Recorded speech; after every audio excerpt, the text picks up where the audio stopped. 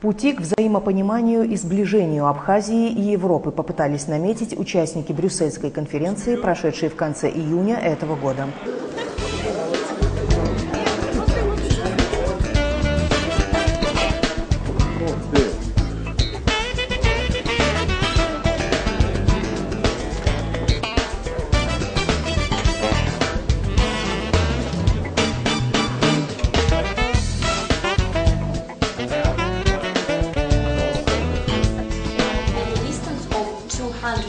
Kilometers, Abkhazia is washed by the Black Sea. On the east, Abkhazia borders with Georgia.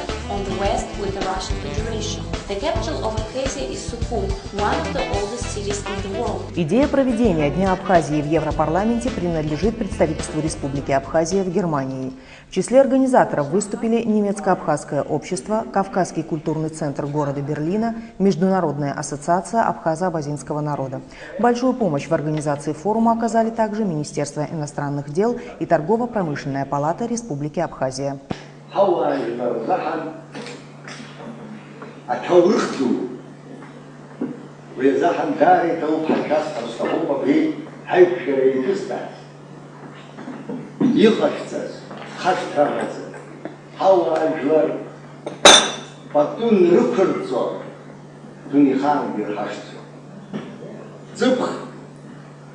Германия, Гамбург, Хатырдузку, Борган, Гёпке, Хацхра, Абасев, Амш, Мюфахи. Харт яхтаху, Брюссель Хсас, Европарламент Хзуон. Апсва, Ажла, Атаурыхду, Шрымо, Итхарбахтаху. Идею проведения Дня Абхазии в Европарламенте поддержала Федерация европейских черкесов. Усилиями именно этой федерации на протяжении последних 8 лет в здании Европарламента проходит Черкесский день. Ставший уже традиционным, этот день на сей раз был отдан Абхазии. Отрицательная реакция на эту инициативу прозвучала в определенной части черкесской диаспоры. В ответ на негативные высказывания в адрес Абхазии почетный руководитель Федерации европейских черкесов адмирал Дашдемир в приветственном слове, обращенном к участникам конференции, так прокомментировал ситуацию. Далее цитата. «Никто и ничто не сможет помешать нашему братству. Мы всегда будем делать то, что его укрепляет, и помогать друг другу, доказательством чему служит и данная конференция». Конец цитаты.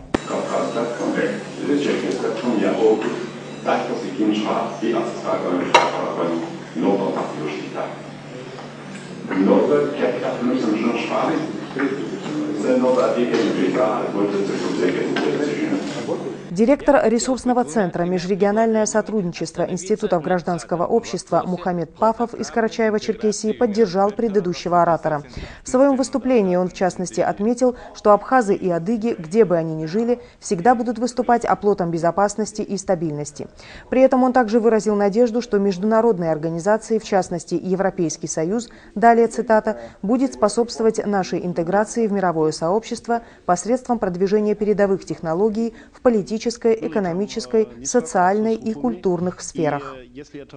Объединенная Европа, который год подряд предоставляет моему адыгскому народу площадку для привлечения внимание мирового сообщества к вопросам нашей интеграции в общее политическое, экономическое, социальное и культурное пространство. В эти дни мой адыгский народ уступил эту свою площадку своим братьям-абхазам. Я горд этим и с удовольствием нахожусь здесь, чтобы оказать поддержку братьям-абхазам в вопросе полноправной интеграции в мировое сообщество.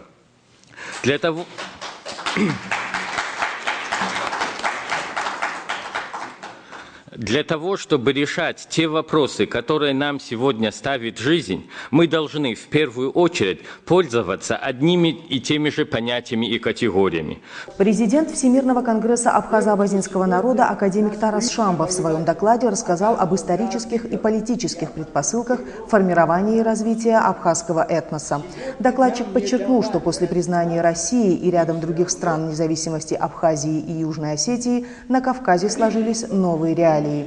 Все участники конференции, а это депутаты Европарламента, а также делегаты из многих европейских стран, проявили высокую заинтересованность тематикой основных докладов. Около 20 выступлений, которые были заслушаны на конференции, переводились на английский, русский и турецкий языки. Вели конференцию председатель немецко-абхазского общества доктор Андреас Тойбер на английском языке и полномочный представитель Республики Абхазия ФРГ Хибла Амичба на абхазском языке. Хибла Амичба также выступила на конференции с докладом на тему «Абхазский язык как зеркало исторических взаимоотношений Европы и Абхазии». Докладчик заметила, что действующий алфавит абхазского языка содержит 40 знаков, которые как самостоятельно, так и в сочетании передают 62 фонемы абхазского литературного языка. In the Abkhazia language, the word mother country, Absadgil, means the land of soul, and the language of Abkhazians, Absha, the song of soul. Both terrible sounds of the nature and the melody of the quiet of with wind, puff, the streamlet pearl, sorrow and joy, anger and kindness are fully expressed in this language. Рассказывая об истории и развитии родного языка, Хибла Амичба отметила, что абхазский язык прошел тысячелетия в своем развитии. Явления мировой истории, отдаленные или близкие, находили здесь свое отражение, и прежде всего в языке, подчеркнула Хибла Амичба. Советник президента Всемирного конгресса абхазо-абазинского народа Беслан Кубахия в своем выступлении отметил, что 2013 год является особым годом для Абхазии. Исполняется 20 лет со дня окончания грузино-абхазской войны, которая имела тяжелейшие последствия для малочисленного абхазского народа. Вся Абхазия превращена была 20 лет назад в кладбище. Вся наша страна усеяна могилами невинно убитых людей. В каждом районе и городе Абхазии сегодня установлены памятники погибшим защитникам Отечества, которые святы для всего народа нашей маленькой страны. Все, что я перечислил, известно давно и много раз опубликовано в открытой печати. И все ж таки это не производит впечатления. Если бы подобное произошло бы в США, то цифры потерь для этой страны могли бы составить примерно 18 миллионов человек.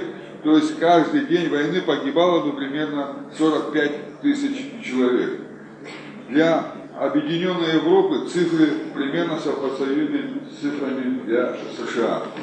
Докладчик обратился к европейским парламентариям с предложением признания сложившихся на сегодняшний день реалий и поиска путей для интегрирования Абхазии в мировое сообщество.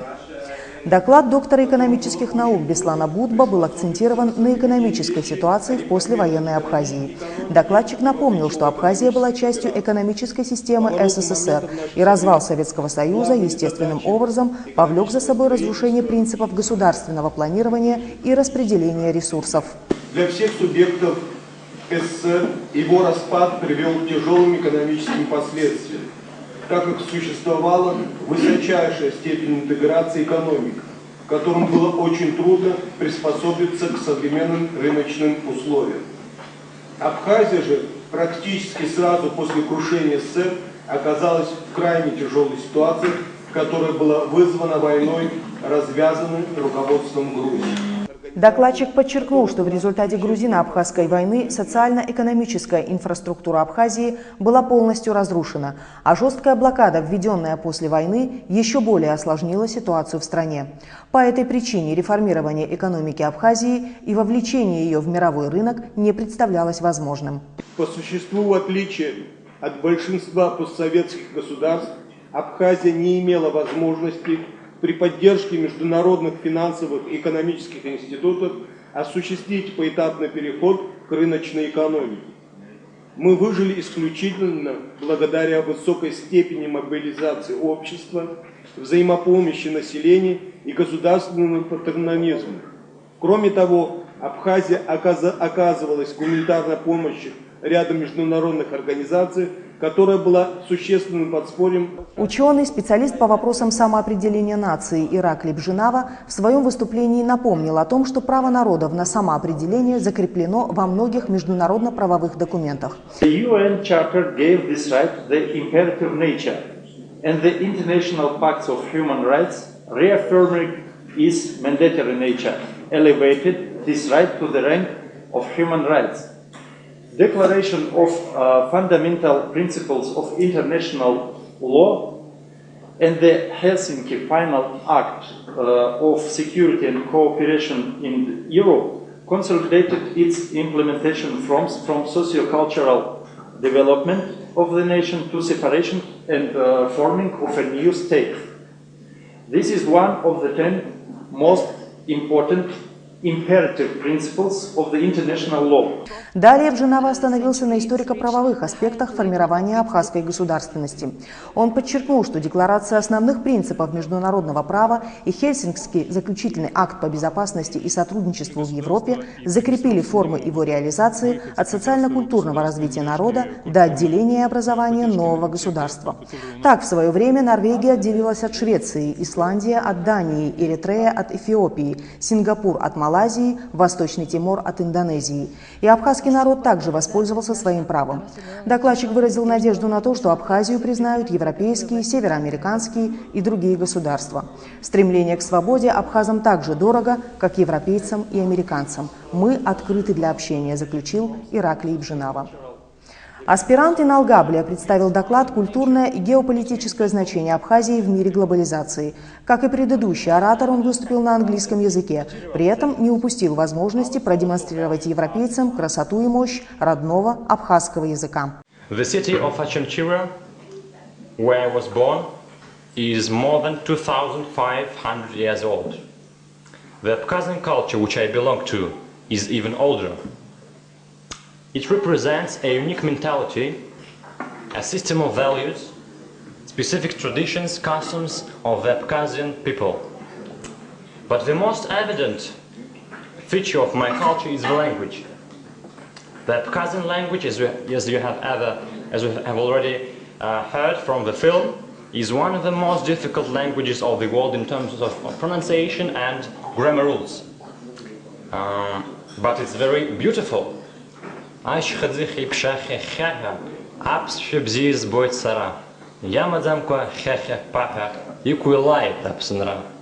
is a poem of Bagrat Shinkva about love to his native language. На конференции также выступили доктор Адольф из Берлина с докладом «Кавказ с точки зрения политолога», доктор Кат с докладом «Кризис в Сирии и проблемы кавказской диаспоры», профессор Кёпке из Гамбурга с докладом «Олимпиада 2014 в Сочи и Черкесы», а также профессор Тхайцуков из Карачаево-Черкесии с докладом об абазинской диаспоре, заместитель председателя Международного Абхазо-Адыгского союза молодежи Бегиев с докладом «Адыго-абхазские этнокультурные взаимоотношения в исторической ретроспективе. Прошлое, настоящее, будущее». В работе конференции также приняли участие вице-президент Фонда общественной дипломатии России Александр Бердников, Рукнет Эшилюрт, представитель Кавказской Федерации Турции и другие. После выступления основных докладчиков экс-депутат Европарламента от Бельгии, один из основателей партии «Зеленых» Франк Швальбахорт озвучил конкретное предложение для абхазской делегации. В частности, он сообщил, что можно использовать существующий опыт сотрудничества непризнанных стран с Евросоюзом. Дело в том, что по законодательству Бельгии возможно открытие офисов, представляющих интересы тех или иных народов. Так, например, в Брюсселе открыты офисы Тибета, Кашмира, курдского народа, Палестины. Эту возможность может использовать и абхазский народ, подчеркнул Франк Швальбахорт. Стоимость подобного проекта с учетом затрат, связанных с арендой, выплатой заработной платы сотрудникам, деловыми поездками и так далее, 200-250 тысяч евро в год. We have an office of Tibet. We had even an office of Kosovo when no country had recognized Kosovo. We have an office of Kashmir. All countries which are not recognized internationally. According to Belgian law, everyone can open an office to represent human rights, agriculture, handicapped people, cultural ideas, political ideas, or regions. It is possible, legally possible. If it's politically possible, you have to decide. In case such an Abkhazia office would be opened here in Brussels, the government of Georgia certainly would not be happy. The government of Georgia would probably come to the Belgian government and the European Union authorities and say, what sort of bullshit. This shouldn't happen.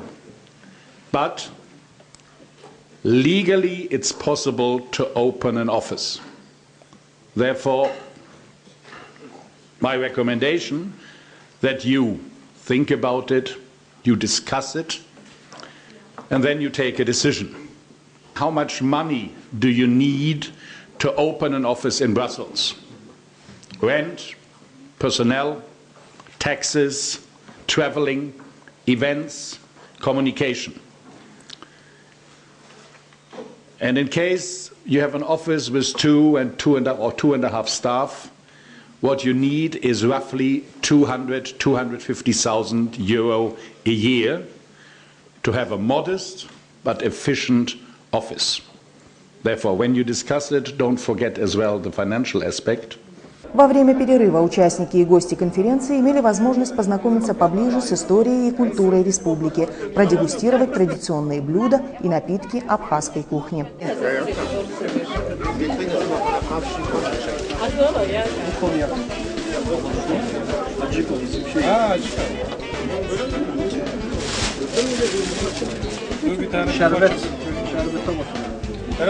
Надо развивать. Пекмезimsi. Заводу.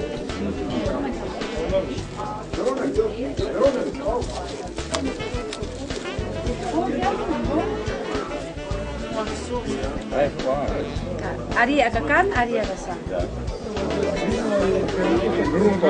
Это вообще. Как тебе просто?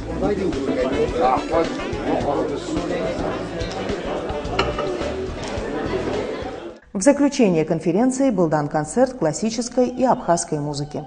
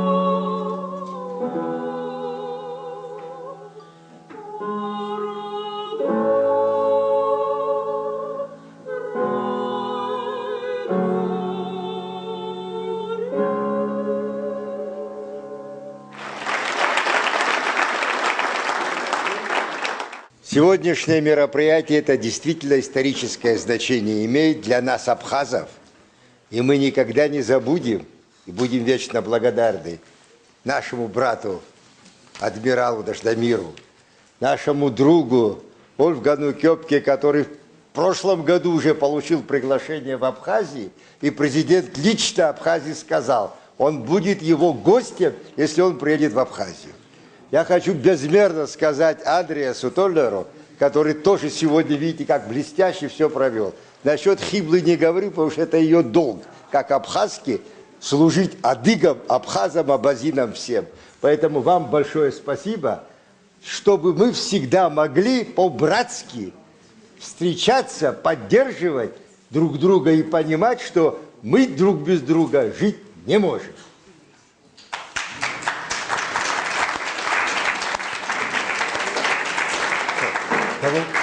Того.